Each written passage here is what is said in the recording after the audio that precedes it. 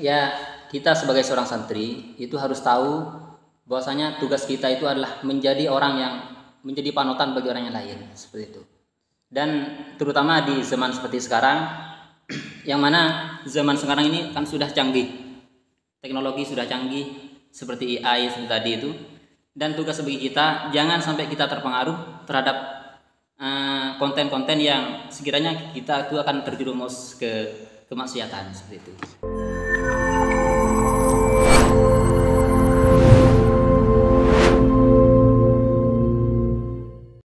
Bismillahirrahmanirrahim. Assalamualaikum warahmatullahi wabarakatuh. Waalaikumsalam warahmatullahi wabarakatuh. Alhamdulillah nih, kita di episode kedua. Bagaimana kabarnya nih di hari ini?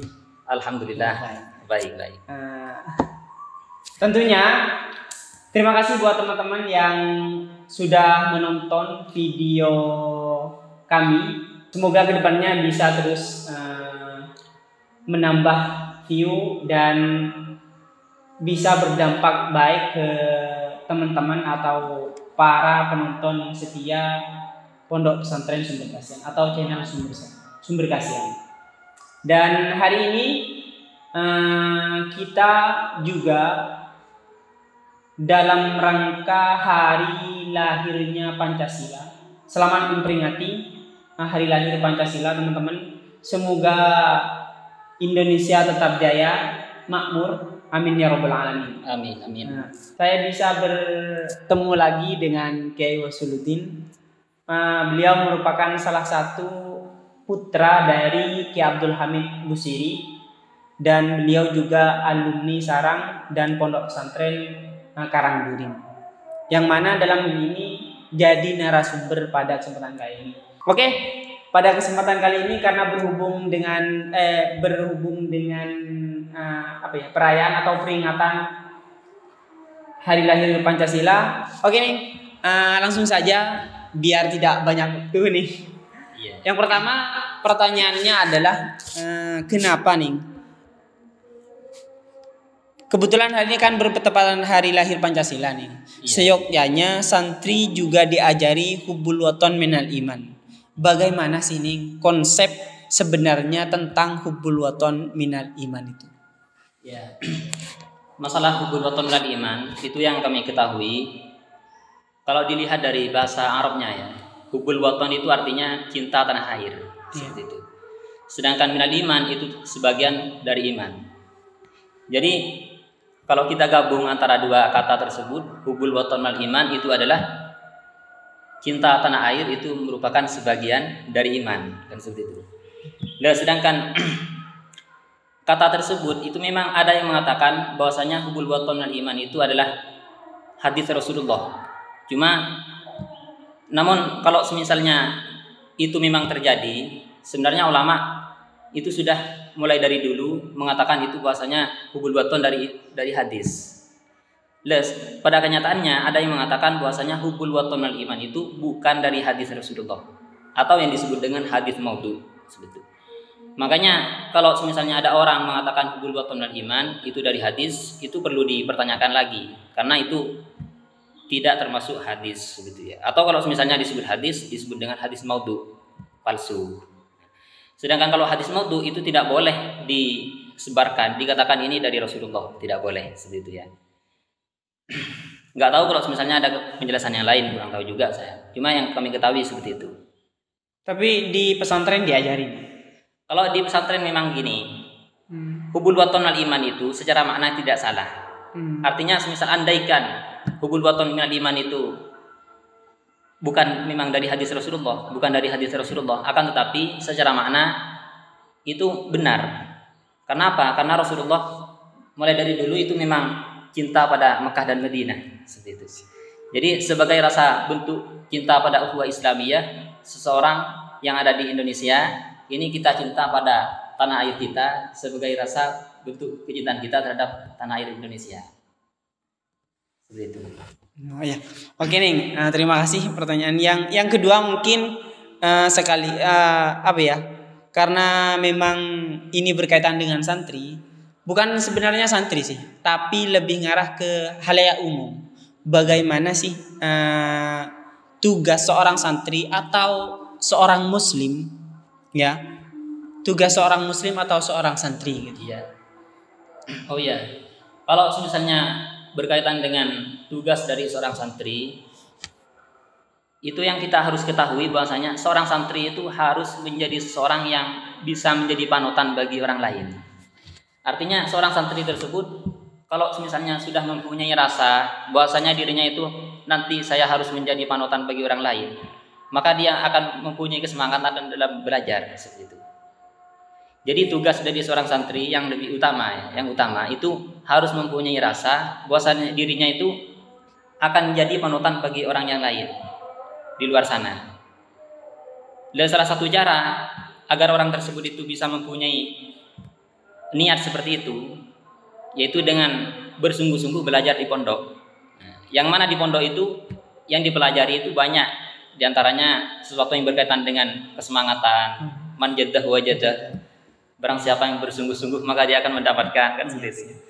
Walladzina jahadu fina lanahdiyannahum subulana. Pokoknya siapa saja yang berjalan, yang bersungguh-sungguh di jalan Allah, maka dia akan mendapat petunjuk dari Allah Subhanahu wa taala. Makanya tugas dari seorang santri itu harus mempunyai niat suatu saat nanti dia akan menjadi panutan bagi orang lain. Khairun nas anfa'uhum linnas. Sebaik-baiknya manusia itu adalah orang yang paling bermanfaat bagi orang lain. Saya sebetulnya respect nih terhadap masyarakat Madura nih. Orang Madura itu sebagai panutan bagi mereka-mereka di luar sana. Pertama ya, di Madura akhlak itu benar-benar sangat dijunjung tinggi.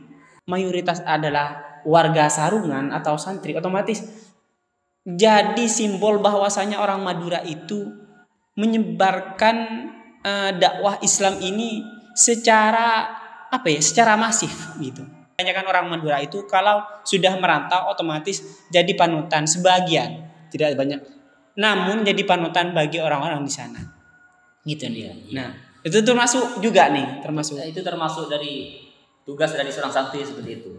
Memang di Madura itu banyak orang yang salut terhadap akhlaknya orang Madura. Karena orang Madura itu menjunjung tinggi tentang akhlakul karimah. Dan insya Allah melihat akhlaknya orang Madura itu mencerminkan tugas dari seorang santri yang sebenarnya. Karena memang itu yang sangat dicari. Sampean kan pernah mondok di Sarang. Kalau misalnya di Sarang itu masyarakat gimana nih? Karena di Sarang kan untuk batas santri.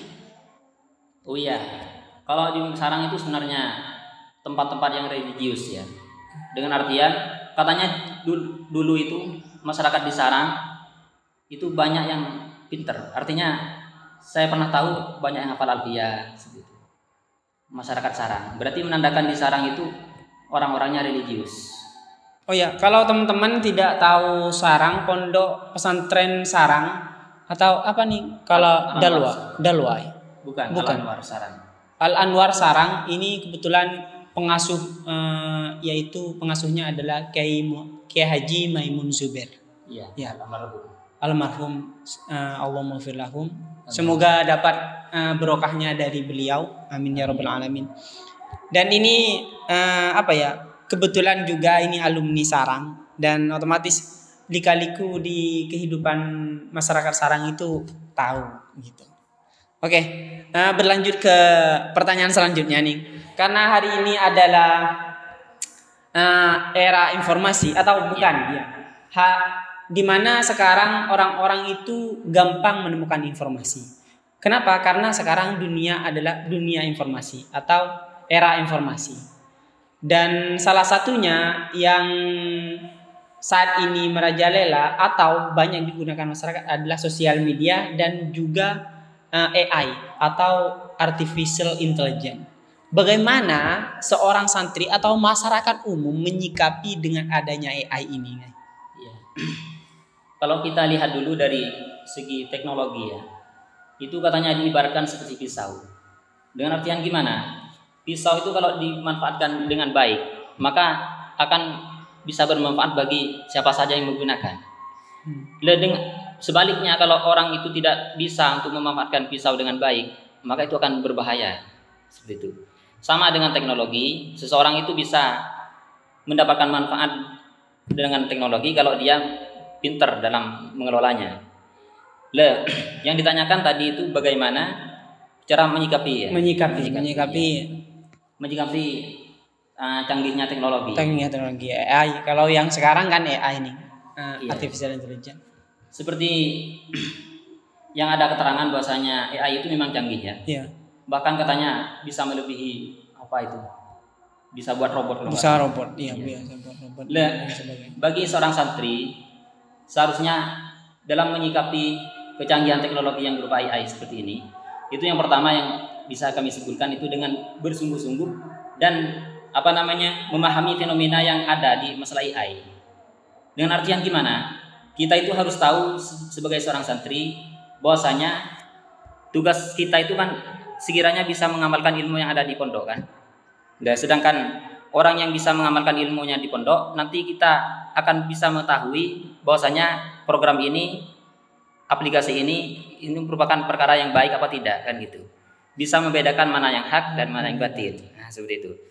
Jadi yang pertama kita harus bersungguh-sungguh dulu dalam mendalami ilmu agama dan memahami fenomena yang terjadi di masalah AI. Seperti itu. Lalu kemudian yang kedua yang dapat kami simpulkan bahwasanya sebagai seorang santri itu harus bisa mewarnai, bisa memberi inovasi baru. Dengan artian gimana? Kalau misalnya kita download misalnya tentang AI, kita harus gimana caranya kita tidak terpengaruh terhadap aplikasi yang ada di AI tersebut. Kalau misalnya ada yang baik maka kita ikuti, kalau yang jelek jangan diikuti. Iya. Caranya ya kita harus membekali diri kita dengan ilmu agama dulu, seperti itu.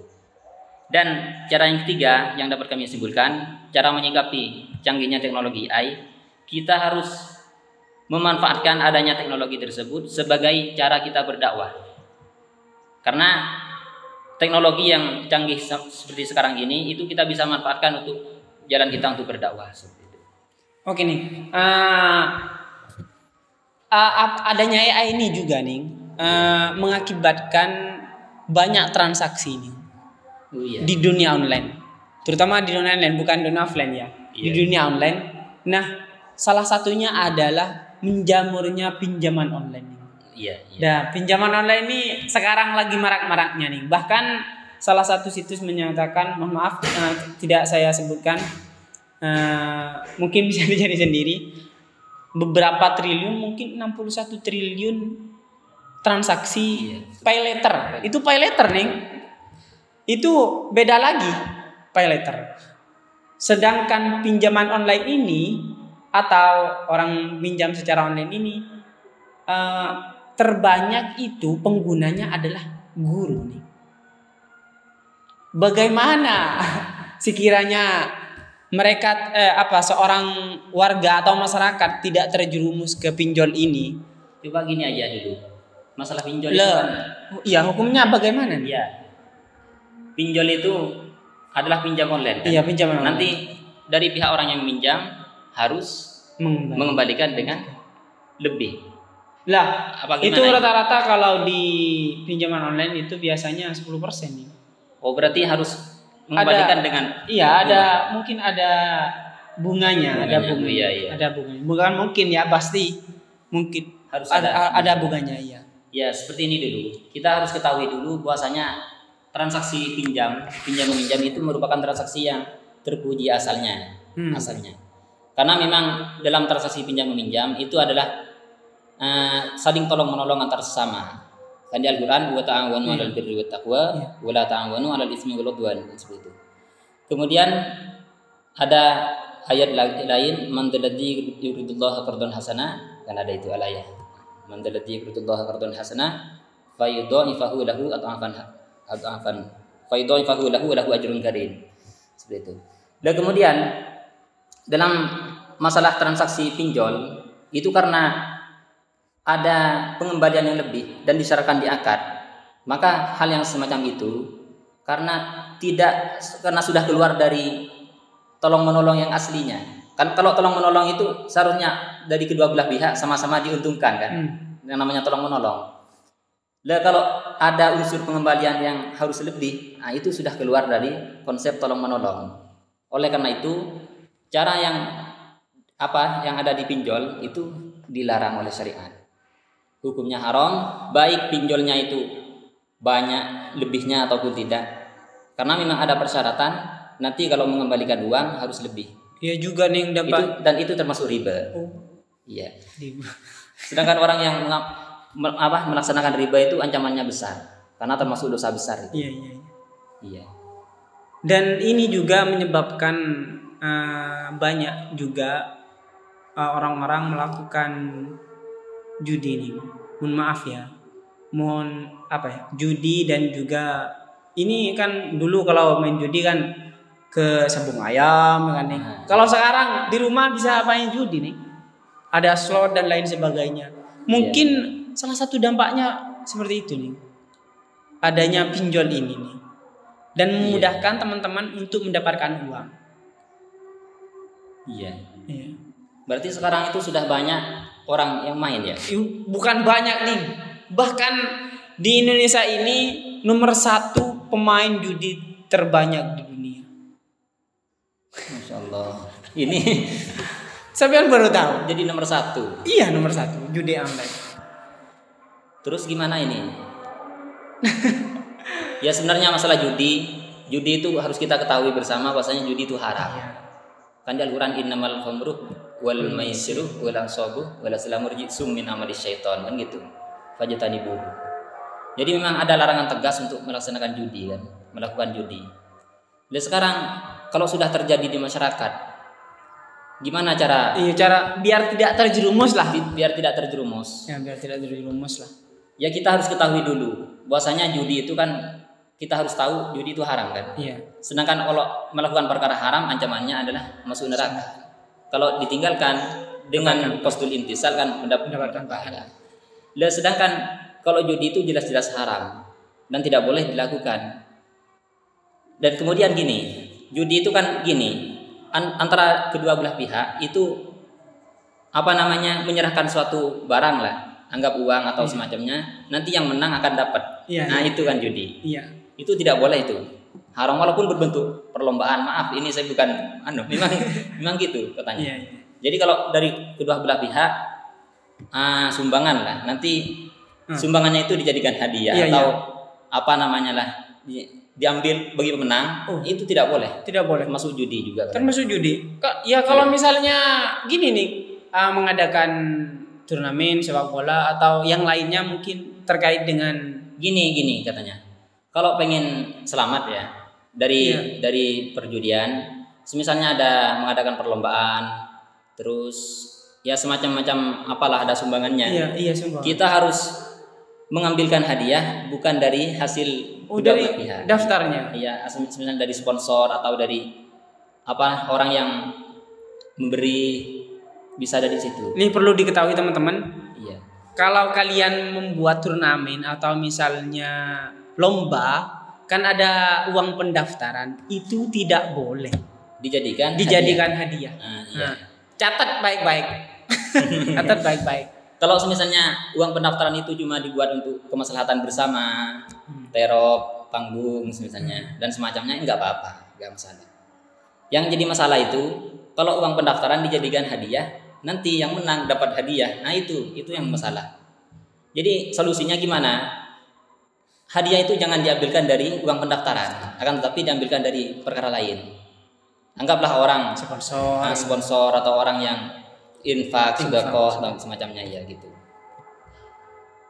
Ya kurang lebihnya seperti itu. Siap. Dan masalah tadi itu cara untuk menghentikan judi ya. Iya. Judi online. Kalanya sudah banyak ya. Banyak, bahkan sekarang nomor 1 di Indonesia.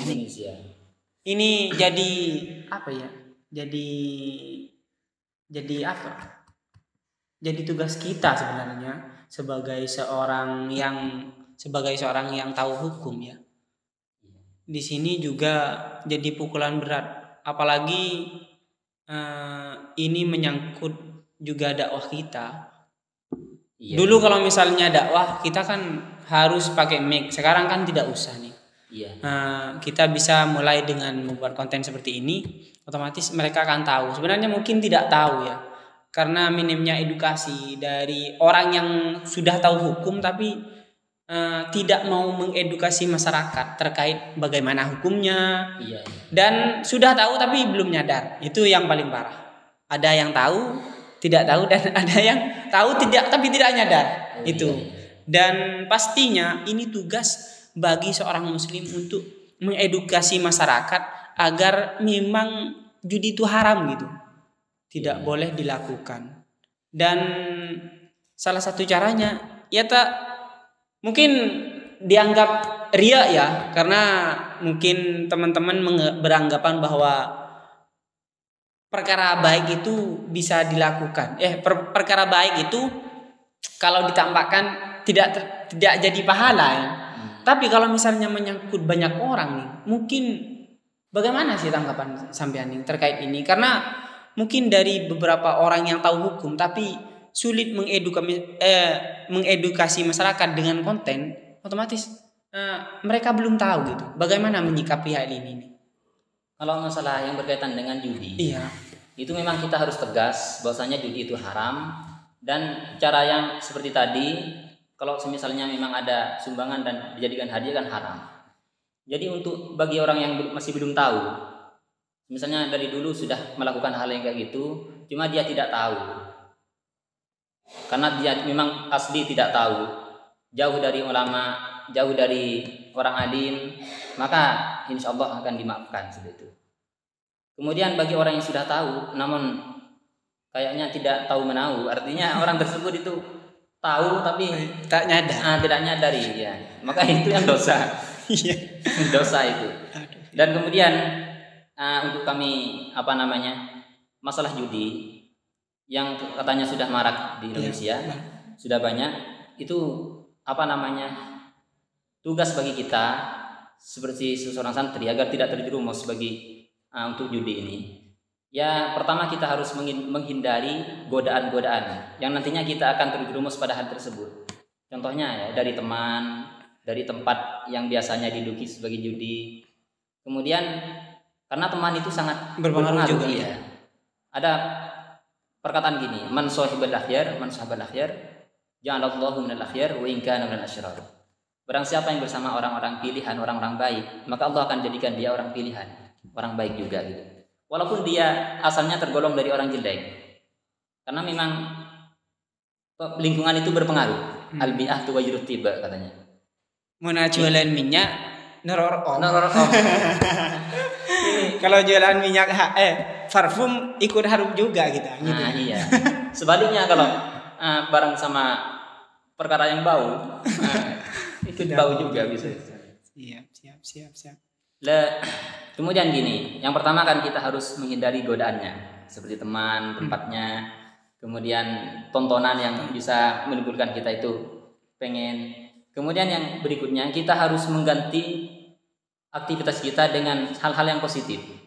Karena gini, seseorang itu kalau nganggur, maka pikirannya itu akan condong untuk melakukan kejelekan.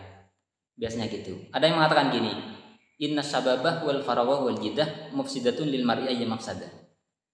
Bahwasanya waktu muda, waktu kosong, waktu kaya itu bisa merusak bagi seseorang. Artinya kalau kita itu tidak memanfaatkan waktu dengan sebaik mungkin, waktu kosong terus misalnya waktu nganggur setiap harinya, itu sangat berbahaya bagi kita. Jadi tugas kita itu harus mengisi waktu kita itu dengan hal-hal yang positif seperti itu. Contohnya olahraga, bisa olahraga atau semacamnya lah. Kalau bisa mencari ilmu dan semacamnya. Dan ini yang sangat penting lagi ya. Kita harus ingat bahwasanya konsekuensi orang melakukan judi itu apa. Jadi cara kita agar terhindar dari judi online atau judi semacamnya, kita harus tahu konsekuensi yang nantinya akan diperoleh bagi orang yang melaksanakan judi, yang melakukan judi. Contohnya ya, orang itu kalau misalnya sudah main judi, itu nanti bisa membahayakan bagi keluarganya, bisa membahayakan bagi teman-temannya. Kalau misalnya dia kalah, walaupun uangnya sampai habis, dia akan pengen main terus kan? Tahu ning. Itu bahaya.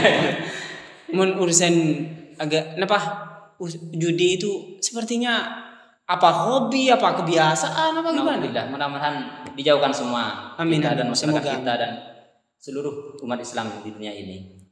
Terkait judi. Apalagi pinjaman online, jangan minjam ya, jangan minjam. Pinjaman online sudah merajalela. Oke, ironisnya kan guru ya. Bagaimana tanggapan sampean? Karena kebanyakan adalah guru nih yang meminjamkan, yang maksudnya pinjaman online ini kebanyakan guru. Bagaimana? Gini, kalau misalnya kita pengen selamat dari riba, sedangkan riba itu kan salah satu contohnya orang meminjamkan, nanti disyaratkan kalau mau mengembalikan harus bayar lebih, ada bunganya. Lah kalau kita itu pengen selamat dari riba, maka ada salah satu caranya. Caranya gini, sebelum akad itu jangan disyaratkan nanti harus bayar lebih. Akan tetapi orang yang mau bayar itu ngasih tahu nanti saya mau sedekah. Jadi saya mau bayar sekian sesuai dengan hutang, tapi saya akan melebihi. Cuma masalah kalau praktek ya ada persyaratan di waktu menghutangi dan harus membayar lebih, itu memang dilarang itu. Karena termasuk riba. Lalu kemudian cara seperti tadi, kalau bisa orangnya itu dikompromi, sebelum akad itu dikasih tahu dulu, nanti saya mau bayar lebih, atau saya nadar ini nanti kalau saya mau bayar akan dilebihi, nggak apa-apa. Atau pakai cara gini, pakai gadai. Misalnya saya akan menghutangi kamu dengan syarat kamu nanti gadai emasnya, misalnya. Ya bukan disyaratkan lah, disuruh untuk menggadai. Dengan akad gadai. Nah gadai. Cuma gini, dalam akad gadai itu kan orang berhutang kan ya, dihutangi uang, nanti orang yang dihutangi ngasih jaminan. Lah di waktu ngasih jaminan itu, di waktu membayar, ya bayar seperti biasa, tidak ada lebih-lebihnya gitu, tidak disyaratkan kayak gitu. Lah ada cara kayak gini, ini memang kayak gitu enak. Kalau pakai cara gadai bisa seperti itu, atau yang tadi pakai sedekah atau nadar. Oke, siap. Terima kasih nih. Hari ini memang benar-benar apa ya? Agak serius ya, karena berkaitan dengan Hari Pancasila juga, terkait judi dan lain sebagainya, tentang perkembangan AI. Mungkin itu saja guys, itu teman-teman. Pakai guys lagi. Mungkin itu saja teman-teman hari ini, podcast kali ini. Mungkin di episode selanjutnya akan ada pertanyaan-pertanyaan dari teman-teman. Silahkan komen. Memang terkait dengan hukum, silahkan komentar di bawah, dan jangan lupa subscribe juga. Dan selamat memperingati hari lahir Pancasila 1 Juni 2024. Oke teman-teman, terima kasih sudah menonton podcast pada kesempatan kali ini. Dan mungkin ada tambahan dari Ning, mungkin kata-kata hari ini. Ya, kita sebagai seorang santri itu harus tahu bahwasanya tugas kita itu adalah menjadi orang yang menjadi panutan bagi orang yang lain, seperti itu.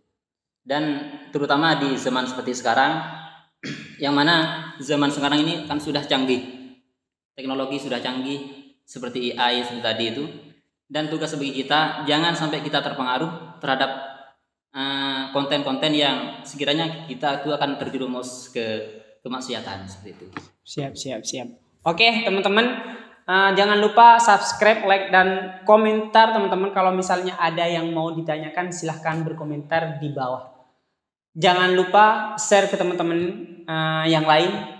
Mungkin itu saja dari saya. Sampai jumpa di podcast berikutnya. Assalamualaikum warahmatullahi wabarakatuh.